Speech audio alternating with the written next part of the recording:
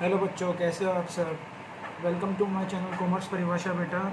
तो बेटा आज हम क्लास 12th इकोनॉमिक्स में मैक्रो इकोनॉमिक्स स्टार्ट करने वाले हैं। माइक्रो हम ऑलरेडी स्टार्ट कर चुके हैं, जिसका एक चैप्टर हो चुका है, आप जाके देखिए, मैं डिस्क्रिप्शन में लिंक डाल दूंगा बेटा। तो आज हम मैक्रो इकोनॉमिक्स की यूनिट नंबर 1 करने वाले हैं, जिसका नाम है बेटा नेशनल इनकम। ठीक है, तो बेटा नोट्स बनाना स्टार्ट कर दो आप मेरे साथ साथ। तो यूनिट नंबर 1 का नाम है बेटा नेशनल इनकम, जो कि 10 मार्क्स के अराउंड आती है बेटा।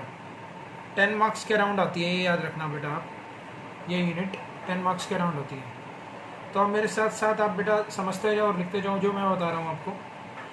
इकोनॉमी में बेसिकली बेटा 4 तरीके के लोग होते हैं। एक होते हैं हाउस होल्ड, एक होते हैं फर्म्स। ठीक है बेटा, हाउस होल्ड और फर्म्स वाली इकोनॉमी को क्या बोलते हैं हम? Two sector economy. Household, जिस इकोनॉमी में हाउस होल्ड और फर्म्स होते हैं बेटा, उसमें होते उस इकोनॉमी को हम बोलते हैं टू सेक्टर इकोनॉमी। ठीक है बेटा, तो टू सेक्टर इकोनॉमी में सिर्फ 2 तरीके के लोग होते हैं। हाउस होल्ड मतलब जो हमने पढ़ रखा था बेटा, जो लोग कंजप्शन करते हैं आपकी तरह, उन्हें हाउस होल्ड बोलते हैं। और फर्म्स जो प्रोड्यूसर होते हैं, जैसे मैन्युफैक्चरर या सर्विस प्रोवाइडर, उन्हें हम फर्म्स बोलते हैं। तो जिस इकोनॉमी में बेटा हाउस होल्ड और फर्म्स होते हैं, उन्हें हम टू सेक्टर इकोनॉमी बोलते हैं। लेकिन बहुत सी इकोनॉमी में बेटा गवर्नमेंट भी होता है। जैसे जिस इकोनॉमी में हाउस होल्ड, फर्म्स और गवर्नमेंट तीनों हो जाते हैं बेटा, उसे हम बोलते हैं बेटा 3 सेक्टर इकोनॉमी। ठीक है बेटा, house hold, firms and government तीनों हो जाए, उनको हम बोलते हैं 3 सेक्टर इकोनॉमी। अब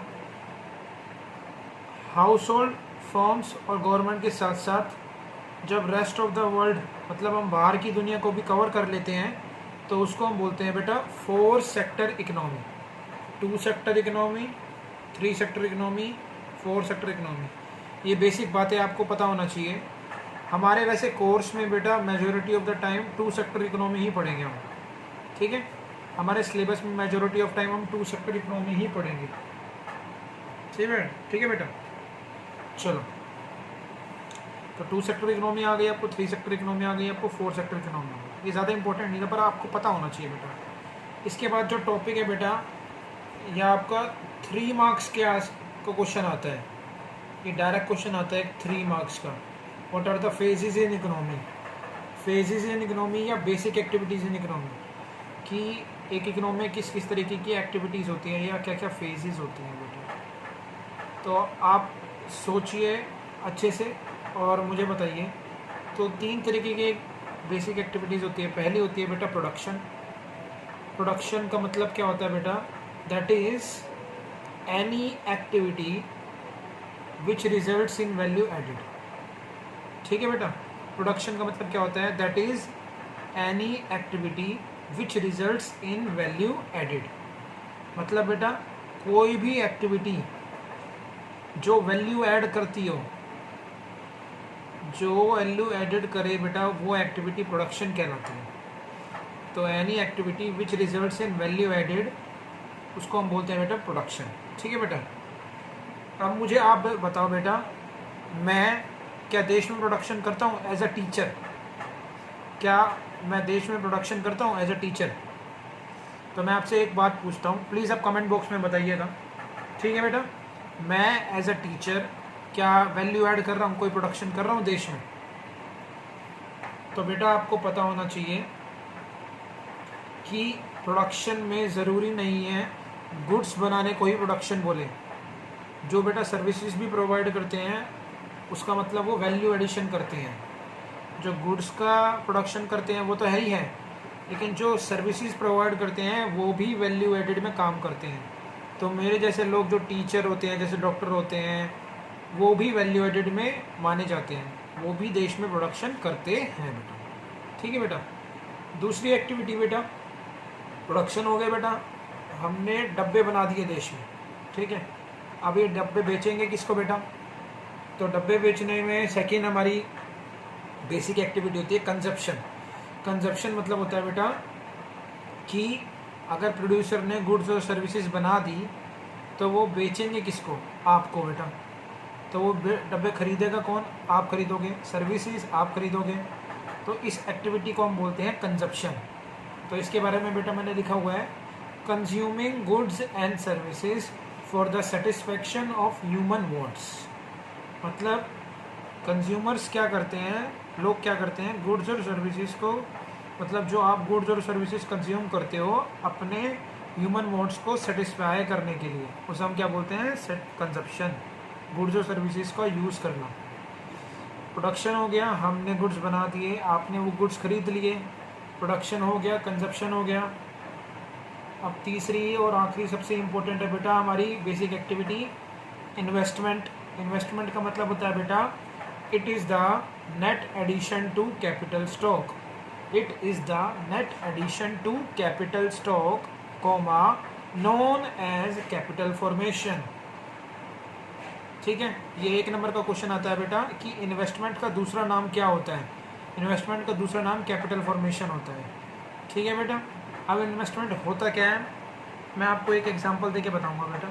ठीक है, तो इसका मीनिंग भी समझना बहुत इम्पोर्टेंट है कि इन्वेस्टमेंट का मतलब क्या होता है। इन्वेस्टमेंट का मतलब होता है बेटा, पिछले साल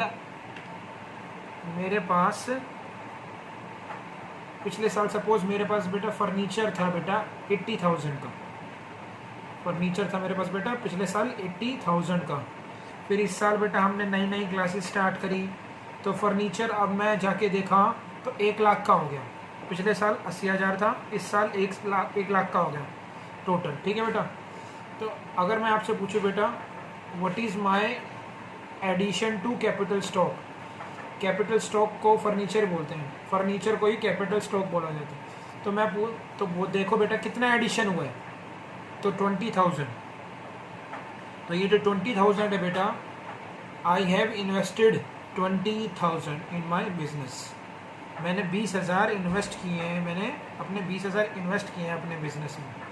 तो इन्वेस्टमेंट का मतलब क्या होता है, net addition to capital stock. तो हम अपने कैपिटल स्टॉक में जो भी बढ़ोतरी करते हैं उस बढ़ोतरी को हम क्या बोलते हैं बेटा, इन्वेस्टमेंट। ठीक है, ये आई बेटा आपको समझ बात। चलिए अब आगे बढ़ते हैं हम, concepts of goods.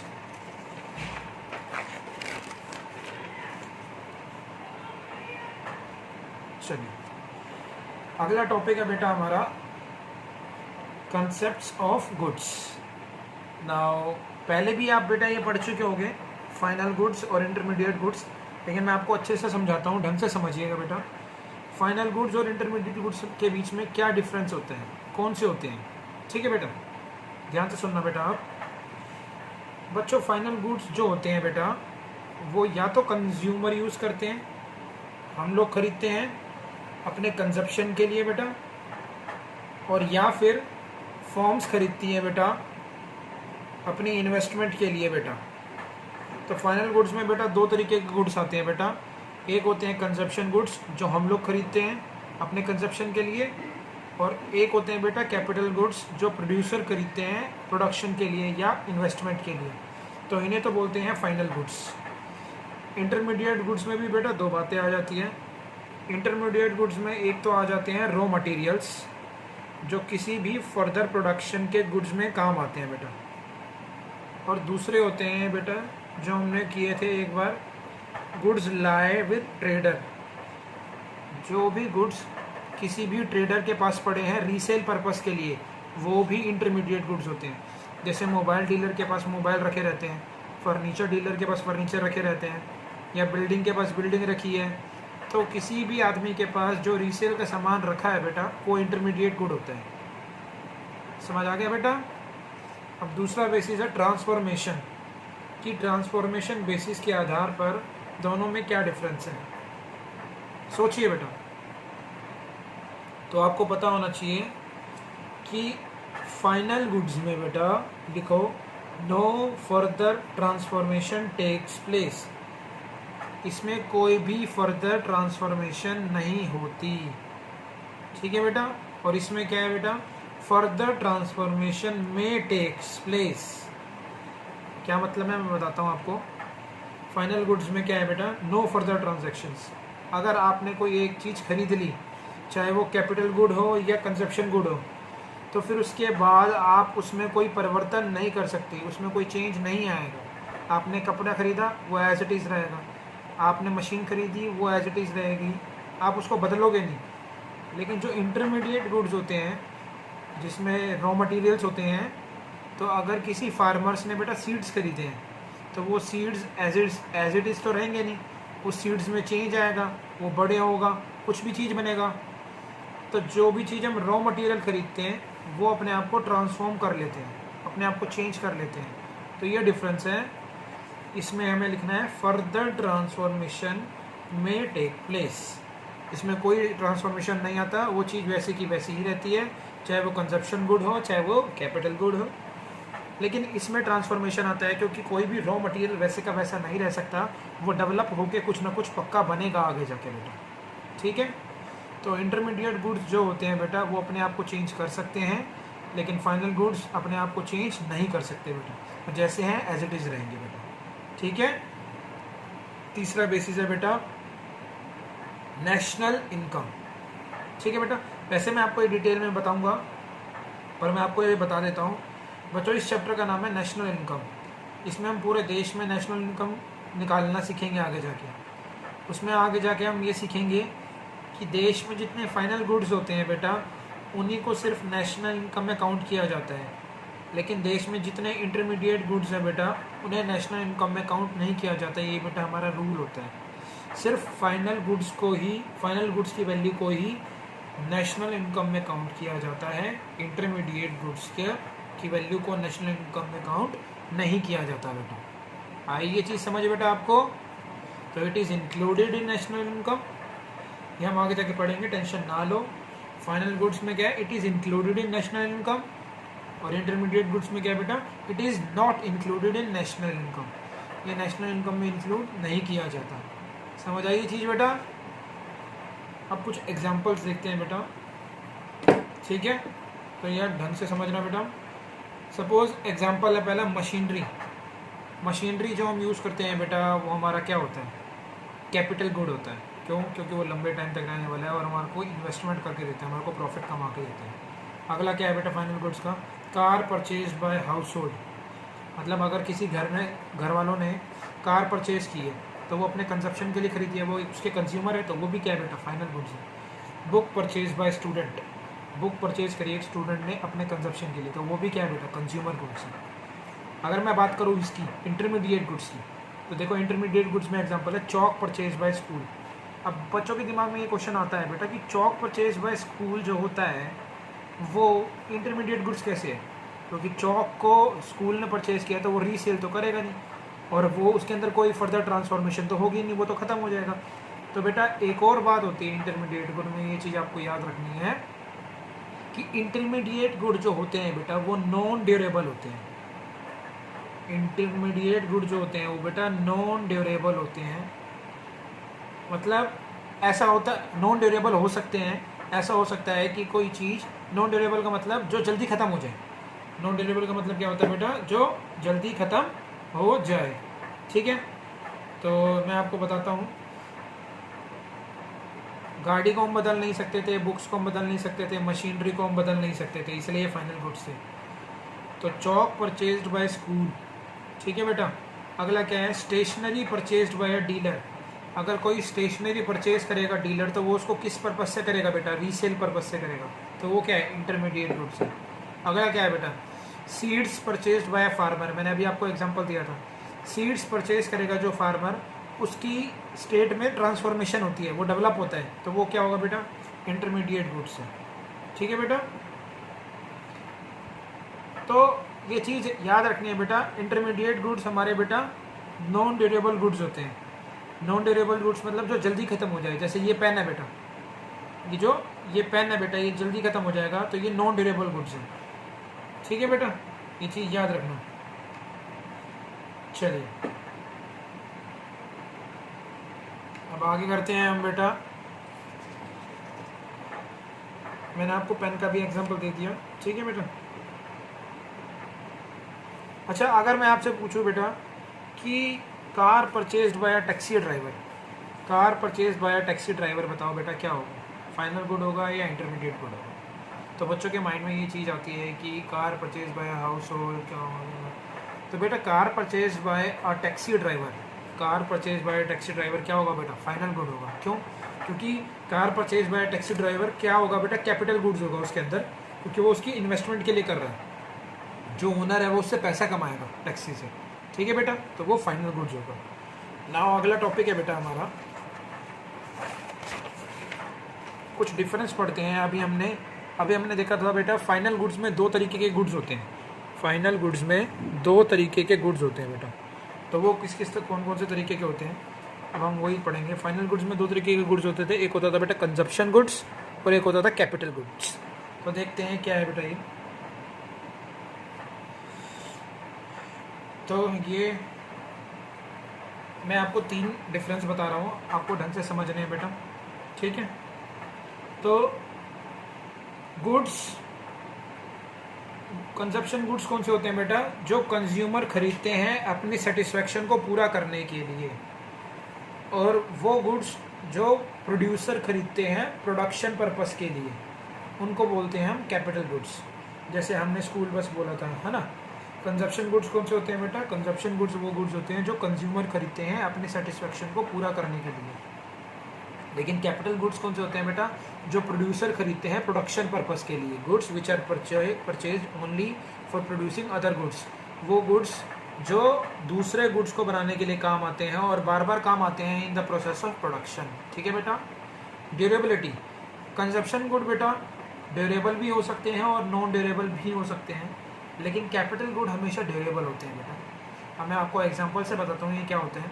Consumption goods बेटा ड्यूरेबल होते हैं, कई कंजप्शन गुड ड्यूरेबल भी होते हैं, लंबे टाइम तक चलते हैं। फॉर एग्जांपल अगर मैं बात करूँ कार परचेज बाय रामू, तो कार परचेज बाय रामू ने अपने कंजप्शन के लिए, अपने खुद के कंजप्शन के लिए, सेटिस्फेक्शन को पूरा करने के लिए वो क्या की है, कार खरीदी है बेटा। तो वो उसके लिए क्या हो गया, कंजप्शन गुड हो गया। और ये कार है जो लंबे टाइम तक चलेगी, इसलिए वो क्या है, ड्यूरेबल है। लेकिन मैंने आपको ये बताया कि कंजप्शन गुड्स नॉन ड्यूरेबल भी होते हैं।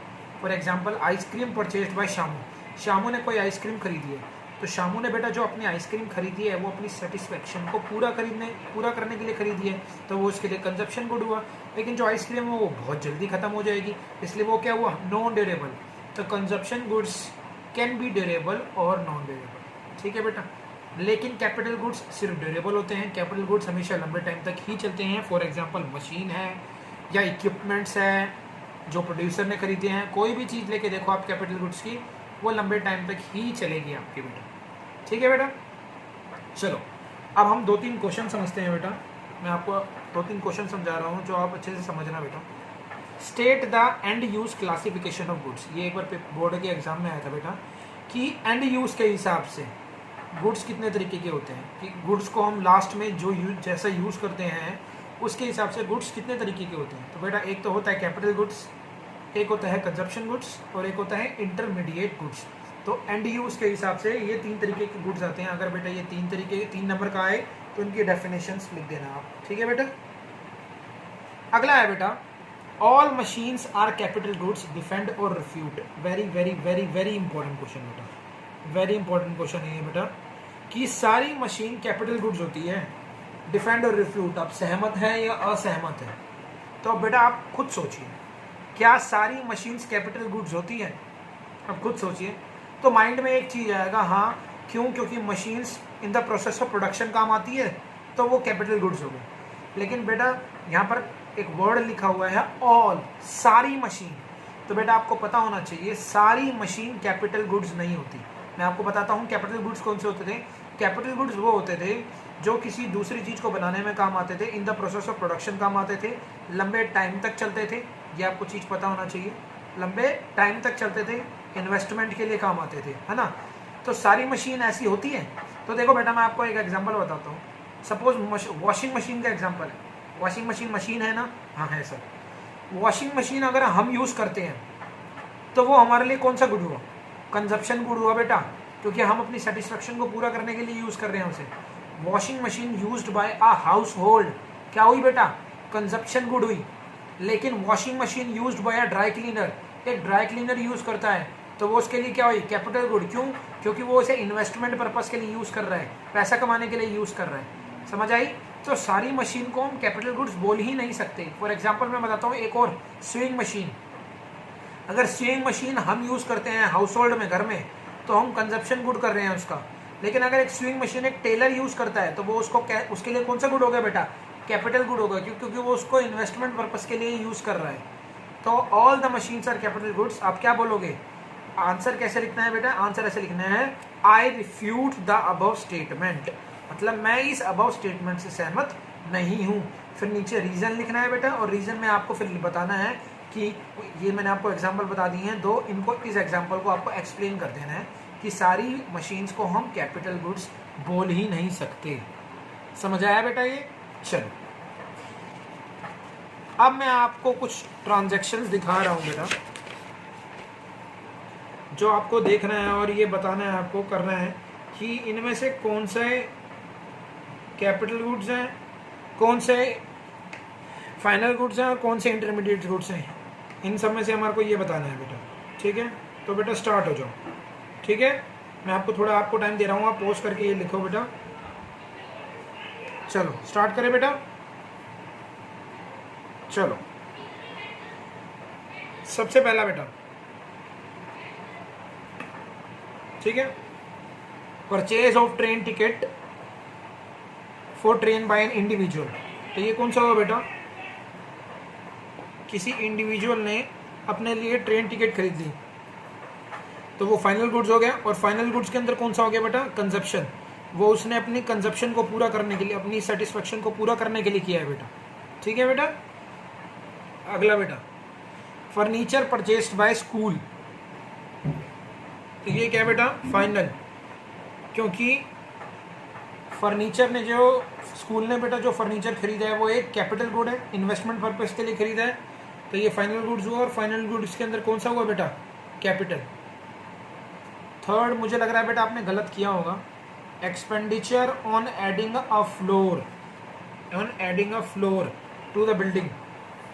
तो ये फाइनल एक्सपेंडिचर है बेटा, क्योंकि अगर आप बिल्डिंग में एक नया फ्लोर ऐड कर देते हो, दैट मीन्स आपने क्या किया बेटा? एक कैपिटल ऐड किया है, आपको पैसा मिलेगा, आपने इन्वेस्टमेंट किया उसके अंदर बेटा। अगर आप किसी भी बिल्डिंग के अंदर एक फ्लोर ऐड करते हो बेटा, एक नया, दूसरा, एक तीसरा फ्लोर, चौथा फ्लोर जो भी ऐड करते हो, तो बेटा आपने क्या किया? अपने लिए एक इन्वेस्टमेंट करी है, आप उससे पैसा कमा सकते हो किसी भी तरीके से। तो ये फाइनल गुड हुआ। और फाइनल गुड्स के अंदर कौन सा हुआ बेटा? हमारा कैपिटल गुड। आ रही है ये चीज़ समझ बेटा? चलो अगला क्या है बेटा? अगला है बेटा हमारा purchase of equipment for installation in factory. तो ये हमारा कौन सा है बेटा? ये हमारा फाइनल गुड है बेटा। ये इक्विपमेंट जो होता है बेटा, ये हमने एग्जांपल में भी देखा था, ये इक्विपमेंट जो होते हैं फैक्ट्री में जो इंस्टॉल करते हैं बेटा, ये एक तरीके के कैपिटल गुड्स होते हैं बेटा। कैपिटल गुड्स में मैंने एग्जांपल में बताया था आपको। 5 में लिखा बेटा, expenditure on improvement of machinery in a factory. मतलब कोई मशीन ख़राब हो गई है और उसको इम्प्रूव कर रहे हैं, तो ये भी क्या है बेटा? फाइनल है बेटा। और फाइनल में कौन सा है बेटा? कैपिटल। क्योंकि अब 5 के बाद मैं आपको बताता हूँ 5 का रीज़न क्यों है, पर 5 के बाद आप बेटा एक बार सीधा 14 पे आओ बेटा, सीधा 14 पे आओ बेटा। क्या लिखा हुआ है यहाँ पर? क्या लिखा हुआ है बेटा? इम्प्रूवमेंट। यहाँ पर क्या लिखा है? जब हम किसी में मशीन में बेटा इम्प्रूव करते हैं, तो उससे क्या होता है बेटा? जब भी हम किसी मशीन में कुछ इम्प्रूवमेंट करते हैं, तो उससे क्या होता है बेटा? मशीन की जो प्रोड्यूसिंग कैपेसिटी है वो बढ़ जाती है। किसी भी मशीन में अगर हम इम्प्रूवमेंट करते हैं, तो उससे मशीन की कैपेसिटी है, जो प्रोड्यूसिंग कैपेसिटी है, वो प्रोड्यूस करने की कैपेसिटी है, वो बढ़ जाती है। और अगर प्रोड्यूस करने की कैपेसिटी बढ़ गई है, तो वो आपको क्या देगा? इन्वेस्टमेंट देगा, अर्निंग कमा के देगा। तो वो फाइनल गुड में कौन सा हुआ? Capital good. ठीक है, ये चीज़ याद रखना बेटा, एक्सपेंडिचर और इम्प्रूवमेंट। लेकिन यहाँ पर ध्यान से देखो, 14 देखो बेटा क्या लिखा हुआ है? Expenditure on maintenance of an office building. हमने सिर्फ मेंटेन की है, सिर्फ मेंटेनेंस करवाई है बेटा हमने, तो ना तो इसमें बेटा बिल्डिंग में ना कुछ इम्प्रूवमेंट हुआ है, ना कोई फ्लोर ऐड हुआ है। ठीक है, तो इस तरीके की चीज़ें जिससे कुछ इम्प्रूवमेंट ना हो और ना कोई वैल्यू एडिशन हो, वो इंटरमीडिएट गुड होती है। तो ऐसी चीज़ें जिससे कुछ इम्प्रूवमेंट ना हो और ना ही वैल्यू ऐड हो, वो क्या होती है बेटा? हमारी इंटरमीडिएट गुड्स। ठीक है बेटा।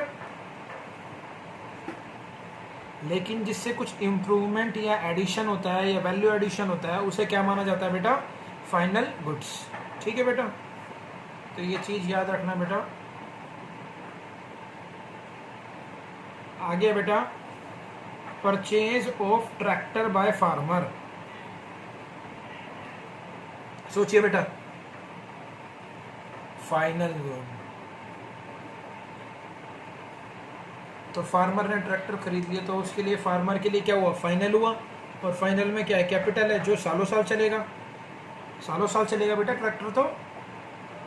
अगला बेटा, computer installed in an office.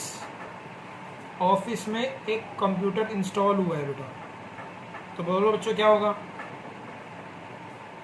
क्योंकि ये फाइनल है, क्योंकि कंप्यूटर भी सालों साल चलेगा, और ये ऑफिस में क्या बेटा? एक कैपिटल गुड है। ठीक है बेटा। उसके बाद है 8th में बेटा, expenditure on education of children. ये बताओ बेटा, सोचो सोचो, आपने खर्चा करा expenditure on education of children, children की एजुकेशन पे जो खर्चा करा बेटा, क्या होगा बेटा? ये फाइनल होगा, क्योंकि बेटा ये कंजप्शन गुड है। ये कंजप्शन गुड्स हैं जो हमने अपनी सेटिस्फेक्शन को पूरा करने के लिए खर्च किया है हमने। Expenditure on education of children. ठीक है। अगर हमने अपने ट्यूशन की फ़ीस के पैसे दिए हैं, वो भी कौन सा गुड होगा बेटा? फाइनल गुड होगा। फाइनल में कौन सा होगा? कंजप्शन। तो जो भी कंज्यूमर पैसे खर्च करता है अपने सेटिस्फेक्शन के लिए बेटा, वो कंज्यूमर से खर्च हुए पैसे कंजप्शन गुड्स होते हैं या फाइनल गुड्स होते हैं। ठीक है। अगला है बेटा, car purchased by a house hold. ये तो बहुत ईजी है बेटा, ये तो बहुत ईजी है, फाइनल है बेटा। और फाइनल में कौन सा है बेटा? Consumption goods. किसी हाउस होल्ड ने कोई कार खरीदी है अपनी कंजप्शन के लिए। ठीक है बेटा। उसके बाद क्या है बेटा? Purchase of a car by an employer for office use by his employees. इसका मतलब क्या है बेटा? कार परचेज, एम्प्लॉयर ने गाड़ी खरीदी है अपने ऑफिस से आने जाने के लिए, तो बोलो बच्चों फाइनल। और उसके लिए कैपिटल गुड है ये, क्योंकि उसके लिए उसने क्या किया? अपने ऑफिस एम्प्लॉयज़ के लिए ये गाड़ी खरीदी और ये लंबा टाइम तक चलेगी बेटा। ये कैपिटल गुड है उसके लिए बेटा। क्या लिखा था मैं दोबारा बता देता हूँ बेटा आपको। Purchase of car by an employer. एक एम्प्लॉयर ने एक कार खरीदी है for office use by his employees. ठीक है। तो कार परचेज करिए एक एम्प्लॉयर ने अपने ऑफिस यूज़ के लिए, तो वो उसके लिए कौन सा गुड्स है? एम्प्लॉयज़ के लिए खरीदी है, यूज बाय हिज एम्प्लॉयज़। वो जो कार है वो उसके एम्प्लॉयज़ यूज़ करेंगे, तो वो उसके लिए क्या है? लंबे टाइम तक चलेंगे, इन्वेस्टमेंट पर्पस है, कैपिटल गुड है उसके लिए, तो वो उसके लिए फाइनल गुड हो गया बेटा। ठीक है। अगला क्या है बेटा? Purchase of eatables by a firm. ये देखो इंटरमीडिएट होगा बिल्कुल। खाने पीने का सामान अगर कोई फर्म खरीदता है तो बेटा वो इंटरमीडिएट गुड ही है। वो तो एक तरीके से रॉ मटेरियल की तरह यूज़ कर सकता है उसे। Chalk duster purchased bye school, तो हमने एग्जांपल में पढ़ा था बेटा, ये इंटरमीडिएट है, नॉन ड्यूरेबल है ये। Mobile sets purchased bye mobile dealer, देखो बेटा ये इसको रीसेल करेगा, मैंने बताया था रीसेल वाला वर्ड है जो, तो ये बेटा इंटरमीडिएट, वो इसको रीसेल करेगा, तो ये भी, तो डीलर के पास जो मोबाइल है बेटा वो तो रीसेल करेगा ही करेगा उसे। ठीक है बेटा। एक्सपेंडिचर और मेंटेनेंस मैंने बता ही दिया आपको। Purchase of food grains by hotels, तो बेटा ये हमारा क्या होगा? इंटरमीडिएट। रीज़न क्या है बेटा? होटल है बेटा, और होटल के लिए फूड ग्रेन्स क्या है बेटा? एक तरीके से रॉ मटेरियल है। होटल वाला क्या करेगा बेटा? फूड ग्रेन से कोई चीज़ें बनाएगा और हमारे को बेचेगा, तो वो उसके लिए रॉ मटेरियल है। अगला बेटा, परचेज ऑफ आर्मामेंट्स। बहुत इंपॉर्टेंट है बेटा, याद रखना ये चीज़, ठीक है। तो ये चीज़ याद रखना बेटा, मेरे तरीके से ये फाइनल होना चाहिए बेटा, क्योंकि जो भी मिलिट्री, जो भी गन्स वगैरह मिलिट्री यूज़ करते हैं वो उनके लिए फाइनल गुड्स है। लेकिन सीबीएसई ने अपने आंसर्स में इंटरमीडिएट कहा है इसे बेटा। रीज़न मैं बता देता हूँ, क्योंकि आर्मामेंट्स को वो मानते हैं, जो आर्मामेंट्स मिलिट्री के लिए जो चीज़ें होती है, जो गन्स वगैरह होती है, जो डेली यूज़ में वो लगातार इस्तेमाल करते हैं, तो जो आर्मामेंट्स जो होते हैं मिलिट्री वालों के लिए, वो एक तरीके से नॉन ड्यूरेबल होते हैं, वो इसके लिए नॉन ड्यूरेबल है, और वो रॉ मटेरियल है जो उनको लगातार यूज़ करते रहते हैं। जो बम, गोला बारूद वगैरह होता है बेटा, वो एक तरीके से उन्हें रॉ मटेरियल की तरह यूज़ करते हैं बेटा, ठीक है बेटा। उसके बाद 17 है बेटा, fees paid to the lawyer by a producer. जो फीस पे करी है लॉयर को बाय अ प्रोड्यूसर, तो बेटा ये इंटरमीडिएट गुड होता है बेटा ये, क्योंकि अगर ये फीस, अगर ध्यान से समझना बेटा ये चीज़, fees paid to the lawyer by a producer, ये इंटरमीडिएट गुड्स है। अगर ये फीस लॉयर को आपने पे करी होती तो बेटा ये कंजप्शन गुड होता है। अगर ये फीस लॉयर को आपने पे की होती तो ये क्या होता है बेटा, कंजप्शन गुड होता है, क्योंकि आपने अपनी कंजप्शन, अपनी सेटिस्फेक्शन को पूरा करने के लिए उसे फीस दी। लेकिन बेटा ये फीस किसने पे करी है, प्रोड्यूसर ने पे करी है। और प्रोड्यूसर कोई भी सर्विसेज खरीदता है, अगर प्रोड्यूसर कोई भी सर्विसेज खरीदता है तो वो उसको लगातार खरीदेगा, लंबा टाइम तक खरीदता रहेगा बेटा। ये चीज़ दोबारा से बता रहा हूँ मैं, अगर प्रोड्यूसर ने जो भी पैसे दिए वो इंटरमीडिएट गुड्स है, प्रोड्यूसर सिर्फ सर्विस खरीदता है। लेकिन अगर हमने पैसे दिए होते तो वो उसके लिए कंजप्शन गुड होता है, क्योंकि हम अपनी सेटिस्फेक्शन को पूरा करने के लिए उसको पैसे दे रहे हैं। लेकिन प्रोड्यूसर ने क्या किया है, प्रोड्यूसर ने लॉयर से उसकी सर्विसेज खरीदी है, तो ये क्या होगा, इंटरमीडिएट गुड्स होगा, ठीक है बेटा। अब लॉयर क्या करेगा, सबसे बड़ी इंपॉर्टेंट क्वेश्चन आता है। जैसे मेरी एक कंपनी है बेटा, मैं आपको बताता हूँ, ठीक है, और मैं प्रोड्यूसर हूँ, और मेरी कंपनी के अगेंस्ट आए दिन केसेस आते रहते हैं, तो उन सभी से दुखी होकर मैंने एक लॉयर अपॉइंट कर लिया। आप मेरे लॉयर हैं, अगर आप कोई भी केस होता है तो आप संभालोगे, ठीक है, ताकि मैं ध्यान लगा सकूँ काम में। अब वो मेरी कंपनी के बिहाफ पे सारे के सारे केस लड़ता है, और मैं बदले फीस को लॉयर दे देता हूँ। तो एज अ कंपनी मैंने लॉयर को जो पैसे दिए वो काइंड ऑफ बेसिकली पेमेंट है। वो मैंने क्या किया, उसकी सर्विसेज अटेंड करने के लिए पैसे दिए।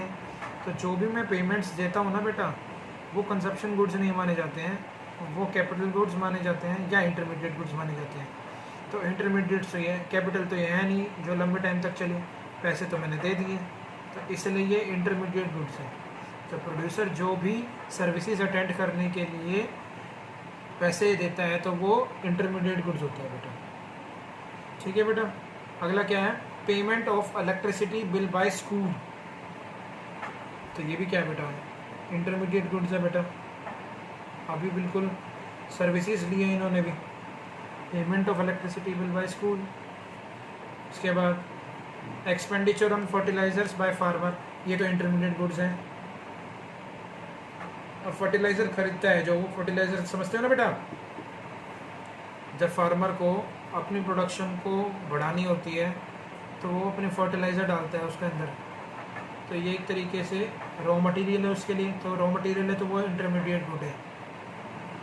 वो फार्मर के फर्टिलाइज़र्स होते हैं बेटा, वो फार्मर के लिए रॉ मटेरियल होते हैं बेटा, that is why it is an intermediate good. Milk purchase by hotel, ये तो बेटा सीधा लिख दो बेटा इंटरमीडिएट गुड, क्योंकि वो एक तरीके से उसको रॉ मटेरियल की तरह यूज़ करेगा। होटल वाले हैं जो, वो उसको किस तरीके से यूज़ करेगा, as a raw material use करेगा बेटा, ठीक है। तो बेटा आज की क्लास में इतना ही। अगर प्लीज़ आपको ये वीडियो अच्छी लगी तो इसे ज़्यादा से ज़्यादा शेयर करें और मेरे चैनल को सब्सक्राइब करें। Thank you so much.